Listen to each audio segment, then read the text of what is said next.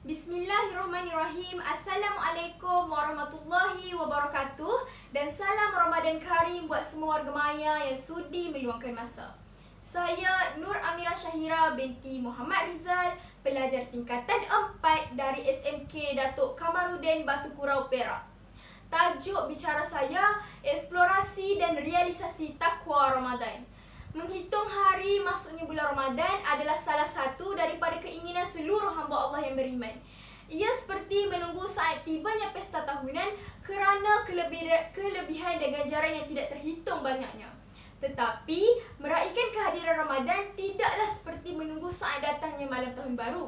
Tidak perlu kepada pesta bunga api dan tidak perlu juga kepada hiburan muda-mudi.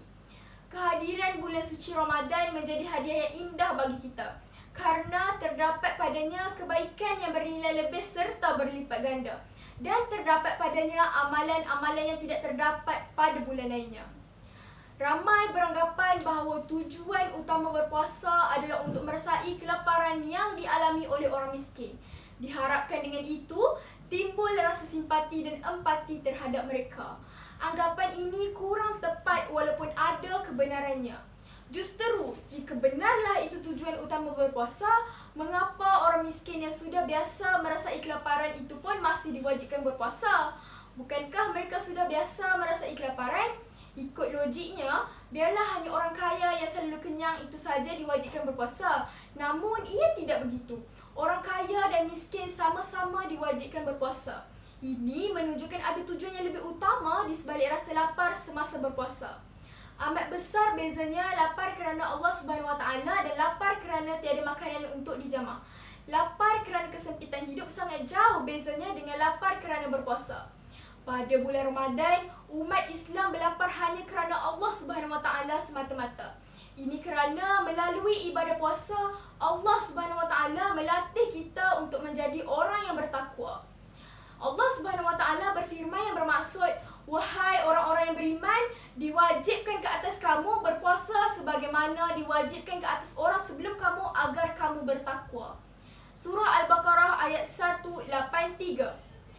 InsyaAllah apabila bertakwa, orang kaya akan bersyukur dengan kekenyangannya dan orang miskin akan bersabar dengan kelaparannya. Mengerjakan puasa umpama menanam pokok, matlamatnya adalah untuk menghasilkan buah. Buah puasa ialah takwa, iaitu sifat dalam diri seseorang yang menyebabkannya sangat menjaga dan berhati-hati dengan hukum Allah. Takwa ialah sikap berhati-hati dan mencegah diri daripada melanggar hukum Allah SWT. Hasil kesedaran diri yang tinggi terhadap pemerhatian Allah SWT. Orang yang bertakwa mempunyai kemampuan mengawal diri dan tidak tunduk kepada pujukan hawa nafsu dan syaitan. Hadirin, eksplorasi Ramadan menjadikan kita orang yang sentiasa berusaha dan menuntut menggali ilmu agama. Namun, mencari saja tidak mencukupi andai kita tidak merealisasikannya sepenuh hati. Berapa ramai di antara kita yang hanya mendapat lapar dan dahaga ketika berpuasa apabila kita tidak berjaya mengawal hati, fikiran dan perbuatan yang dilarang oleh Allah SWT. Ayo bersama saya kita semak hati masing-masing. Selalu kita dengar dan lihat ramai orang yang berpuasa sering menyindir golongan yang baru berjinak-jinak untuk melakukan kebaikan apabila tibanya bulan Ramadan. Mereka yang sering menjadi mangsa sindiran ialah yang pertama, jemaah yang datang masjid hanya ketika tarawih dan sempena bulan Ramadan sahaja. Yang kedua, golongan wanita yang tidak bertudung yang hanya bertudung sempena bulan Ramadan. Yang ketiga, orang yang berpuasa tetapi tidak solat. Yang keempat, orang yang mula buat baik sempena Ramadan kerana terkesan dengan suasana Ramadan atau orang sekeliling.